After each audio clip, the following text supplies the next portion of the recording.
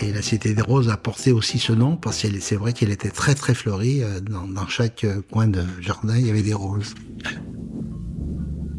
Une très belle aquarelle, donc une vue de cette ville industrielle. C'est particulièrement intéressant. L'enquête, des fois, peut aboutir vite, comme être des fois très longue et prendre beaucoup de temps. La loi Cornudet, on peut aussi la considérer comme un point d'ancrage qui met en perspective un siècle d'urbanisme. Je pense que c'est un véritable confort, c'est-à-dire qu'il construit en effet pour le bien-être de ses ouvriers. L'urbanisme, c'est la vie. Métamorphoses urbaines, une enquête sonore au cœur des villes industrielles de l'Isère. Mai 2025. Avec Sophie, nous partons de Grenoble direction la vallée du Grésivaudan. Nous avons rendez-vous avec Joël et Alain. Ils sont tous les deux nés dans les années 50 et ont vécu leur vie durant dans la Cité des Roses, attenante aux papeteries.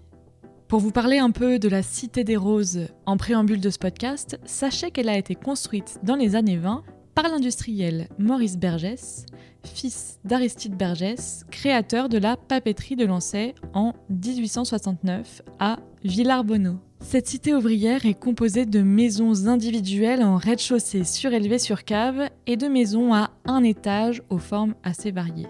On y voit également ce qu'on appelait au moment de leur construction des logements collectifs qui s'apparentent à 2 ou 3 maisons individuelles accolées. On peut y voir encore une filiation avec les premiers logements ouvriers construits il y a 200 ans. Les logements collectifs de la Cité des Roses sont aujourd'hui des propriétés privées.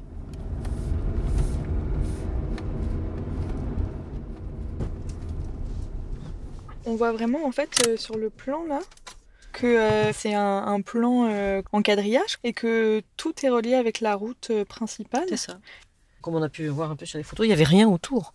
C'est vraiment la volonté de l'industriel de construire quelque chose à cet endroit, voilà, parce qu'il est propriétaire de ce foncier-là. Est-ce que tu as une idée là, par rapport à la carte, de où est-ce qu'était l'usine ? C'est cette grande chose-là. Évidemment, en 1922, c'est pas aussi grand. Ils habitaient pas collés à leur lieu de travail, donc on pouvait quand même penser qu'ils avaient de la respiration entre le lieu du travail, le lieu de vie. Je suis d'abord Sophie Luchier, chargée d'inventaire dans le service du patrimoine culturel du département de l'Isère.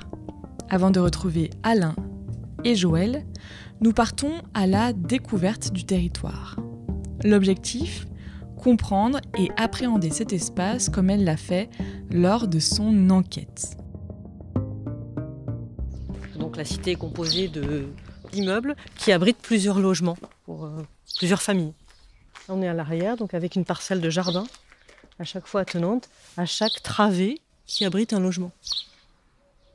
Donc la cité est composée de ces immeubles et de maisons individuelles. C'est ça. Je suis très intriguée par ces petites fenêtres rondes là. Souvent, c'est plutôt pour aérer les greniers. Dans l'architecture traditionnelle, d'ailleurs, ancienne, qu'elle soit rurale ou moins urbaine pour le coup. Et après, dans les années 1920, c'est aussi, je ne vais pas dire une marque de fabrique, mais c'est un peu un détail architectural qu'on réintroduit un peu. Ça donne un peu de cachet. Et puis donc ici, on a les annexes de l'immeuble. En fait, chacun a aussi une sorte de remise. Est-ce qu'on imagine qu'il y avait déjà ces clôtures-là autour des maisons ? Non, absolument pas. Alors, on ne sait pas non plus, d'après les photos qu'on a pu voir, s'il y avait un projet de fermer davantage. Mais je ne pense pas. En tout cas, s'il y avait des clôtures, on le voit même dans les années 50, c'est sur les photos plus anciennes, un peu comme là-bas au fond, c'est-à-dire qu'il y a un tout petit rebord en béton, et ensuite, le grillage qui est au-dessus est transparent. En tout cas, s'il y a un grillage, pour quand même délimiter un peu la parcelle par rapport à la voirie ou par rapport aux voisins, c'est surtout un grillage. L'extérieur des maisons, c'est du crépi avec des toits en tuiles. Des toits avec des demi-croupes, comme on dit, c'est-à-dire que c'est une toiture à 4 pans dont les 2 pans latéraux sont coupés. Bon, c'est une architecture assez typique des années 20, comme on en voit partout en France. Les cités ressemblent à ça. Peut-être la particularité aussi, c'est que les maisons ne sont pas très hautes. En fait, elles sont en rez-de-chaussée surélevé. La partie rez-de-chaussée surélevée abrite donc un sous-sol qui est un peu rehaussé. Il y a un seul niveau qui doit abriter les différentes pièces de la maison. Donc c'est pas des maisons qui sont très grandes ? Ça veut dire quoi en 1920, une maison comme ça, tu penses, pour les ouvriers ? Je pense que c'est un véritable confort, parce que c'est vrai que fin du 19e siècle, les ouvriers sont souvent mal logés. On est toute petite maison, sans confort. Donc là, on est vraiment dans le cas de figure de patronat paternaliste, c'est-à-dire qui construit en effet pour le bien-être de ses ouvriers. On l'a vu sur les photos, chaque maison est presque différente de l'autre.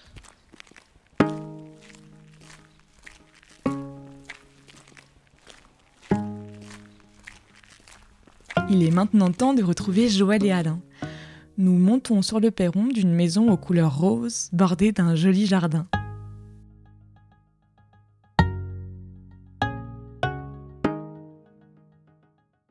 Bonjour, je m'appelle Joël et je suis né dans cette cité ouvrière en 1950 et je ne l'ai jamais quitté. Je suis venu dans ce logement parce que mes parents travaillaient aux papeteries et avaient donc eu l'opportunité d'acheter ce logement à la fin des années 60. J'ai travaillé quelques mois aux papeteries avant mon départ au service militaire. Et puis ma carrière après n'a plus rien eu à voir avec les papeteries, mais je suis resté domicilié ici. J'étais employé au service de la petite mécanique, qui est devenu actuellement le boulodrome intercommunal. Donc quand je rentre dans ce boulodrome, ça fait quand même un petit pincement au cœur. Bonjour, je m'appelle Alain, j'habite dans une cité, mais à côté, là, dans les bâtiments communaux. J'ai toujours habité là-bas. Au départ, j'ai habité dans une cité qui est au-dessus, là, la cité espagnole. Et j'ai habité jusqu'à l'âge de 6 ans. Ouais, 6 ans, 56. Et après, je suis venu donc au bâtiment là, qui est derrière, que je n'ai pas quitté non plus. Hein. Et toujours le même appartement. Ça a toujours été un peu... L'esprit l'esprit village, hein, quand même. L'esprit de village, ouais, voilà, ça a toujours été ça. Auparavant, les gens se fréquentaient beaucoup. Pour la plupart du temps, souvent, ils travaillaient tous aux papeteries, donc il y a une très grande connaissance. Les épouses se retrouvaient autour du lavoir. Le soir, c'était souvent des rassemblements amicaux sous les platanes, où les gens partageaient des jeux, des souvenirs. La plupart des gens travaillaient souvent en ce qu'on appelait en 3-8, en faction 3-8. Je me souviens, lorsque la barrière se levait à midi, de voir des centaines de personnes à pied en vélo. Il n'y avait pas de véhicule à l'époque, qui sortaient, qui dévalaient la pente. Dans cette cité des Roses, là, est-ce que vous avez une idée de combien de familles ou combien de personnes habitaient ? Il y avait 63 familles. L'élément déclencheur, ça a été la vente par les papeteries aux personnes, donc, ce qui a fait évoluer les rénovations à un grand rythme. Dans les bâtiments tels que vous voyez sur les photos, là, il faut savoir qu'il n'y avait pas de sanitaire intérieur. Il y avait des 3 pièces et des 4 pièces. Ici, c'était une 3 pièces. C'est-à-dire, c'était combien ? C'était un... Eh bien, ça, à l'origine, la pièce où nous sommes, là, c'est l'intégralité de la maison. L'entrée était ici, avec les petites toilettes, la petite cuisine là, et 2 petites chambres là. Ah, d'accord. À l'époque, les 3 pièces faisaient, je crois, 35 mètres carrés et 45 mètres carrés pour les 4 pièces. Toutes les maisons ont des caves, et on voit bien là sur les soupirails, là. On voit qu'elles sont les caves en terre battue. Et vous aviez un jardin ? Un petit jardin tel qu'il est aujourd'hui, oui. Donc ça veut dire que vous avez grandement changé l'architecture de ces maisons. Depuis la vente par les papeteries, oui.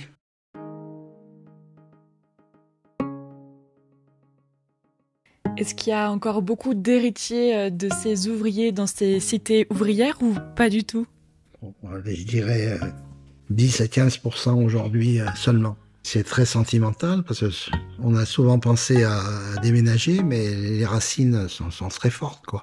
Et il y a tellement de souvenirs, les parents, les amis, la proximité de tout ce qu'on a pu connaître dans notre jeunesse, qui est toujours disponible à portée de main.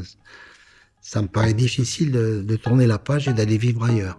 C'est quoi, vous, les histoires qu'on vous racontait à propos d'Aristide Vergès et de cette révolution industrielle pour la vallée ? Que c'était, entre guillemets, un dieu, quoi. Ça a été La bénédiction pour Villarbonneau. Est-ce qu'il était accessible pour ses employés Vergès ? Je pense que oui, c'est quelqu'un qui passait dire bonjour à ses ouvriers.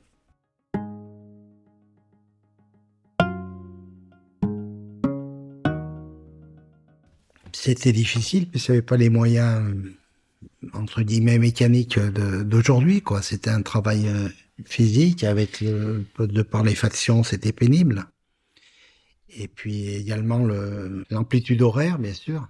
Nos mamans, on travaillait ensemble. Oui, je faisais des extras, laver le linge de l'usine, là, les blouses et tout comme ça.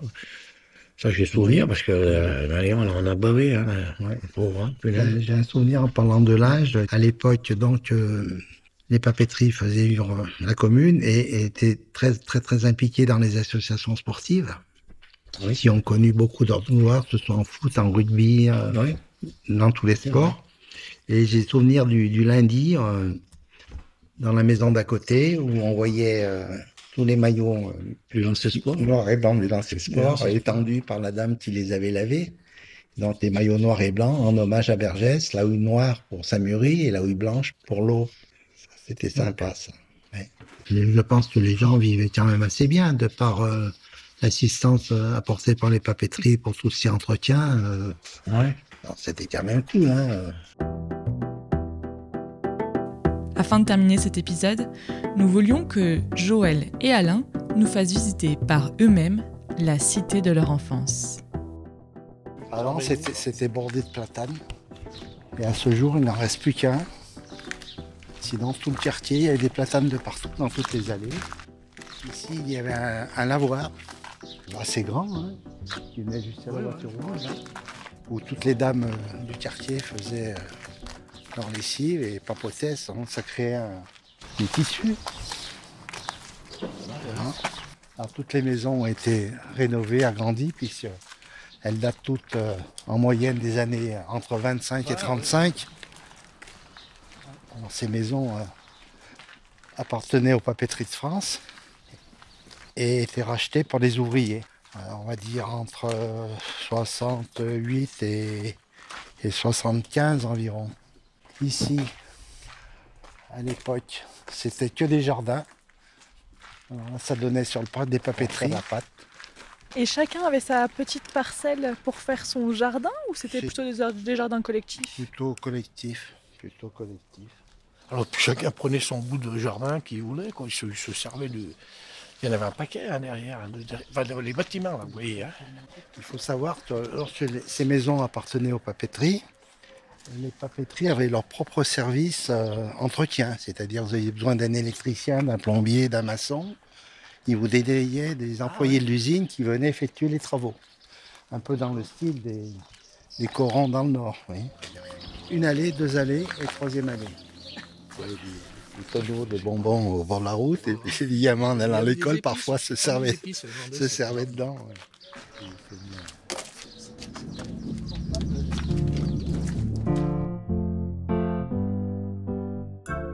Ainsi s'achève ce 3e épisode du podcast Métamorphoses urbaines. Dans le prochain épisode, direction la cité Jardin, où nous retrouverons Rosette. À très vite.